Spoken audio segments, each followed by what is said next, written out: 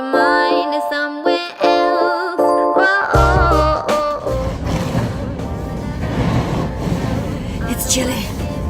I'm not complaining though, but it's chilly. Definitely not windbreaker weather. And that's what I'm wearing.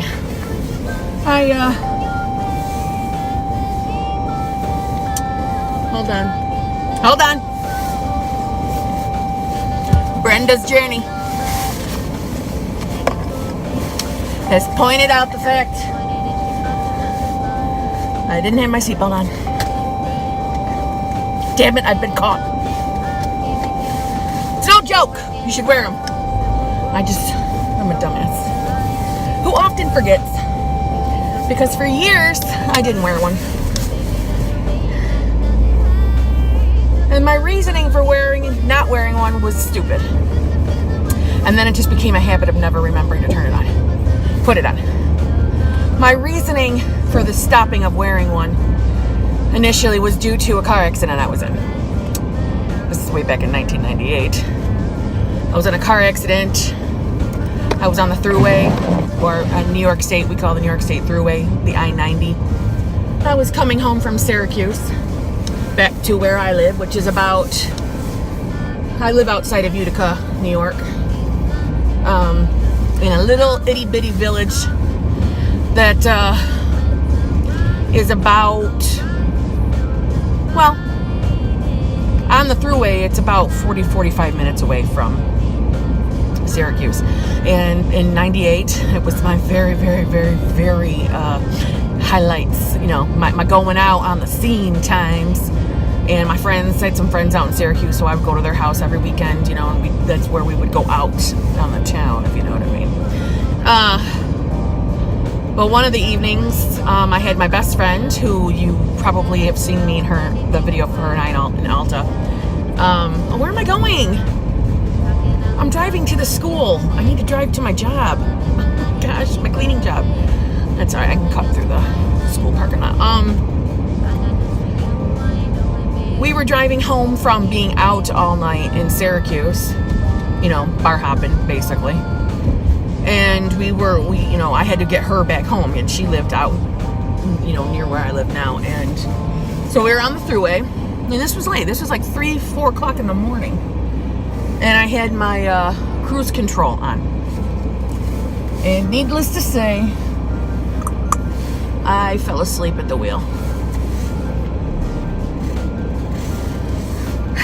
So we did a couple I veered off and did a couple 360s, and then I wrapped my car around a tree.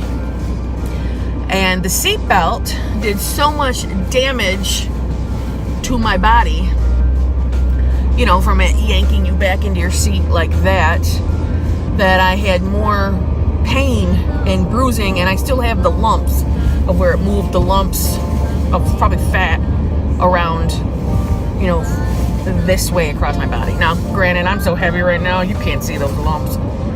But when I'm thinner, or when I've been thinner, you could. I don't care. They're not stand out, and they're not like, you can't see them. They don't stand out. But if you were to press firmly across my stomach, then you could feel them. No big deal. Definitely nothing to be ashamed of, and nothing. It's not like I show my belly anywhere. But I was in excruciating pain due to it. So the dumbass that I was back then said, I'm not wearing that seatbelt no more. Never mind the fact that it was probably the wrapping myself around the tree that actually caused the pain and suffering I had long after. But I was dead set to blaming it on the seatbelt because, we're super young. We think we know everything. Then we get older and we're like, wow, I was really dumb. So that was my justification. I'm not saying, yes, it was the seatbelt that is the sole reason. I'm saying that was my justification back then to stop wearing it. Yes, I did have the lumps where the seatbelt was, so that added to my justification, but it was the car accident. It was the smashing my car and wrapping it around the tree that my seatbelt kept me in my seat. It kept me safe. But needless to say, so I went all those years with that mentality of, I'm not wearing it. that it became a terrible habit that is still with me all these years later, that I have to remind myself. Or usually if my son is in the car, he will say something to me and remind me, and I'll get it on. But if I'm alone, 99% of the time, unfortunately, I forget to put it on. So Brenda's journey, I appreciate you pointing that out, and I'm going to do my best. Like today when I got in my car, you popped in my head, so that's a good thing. You have helped me remember. So feel free to point that out if I do it again, okay? I'm at my side hustle cleaning job, so I need to go. But I'll talk to you guys later. What? Talking all the time.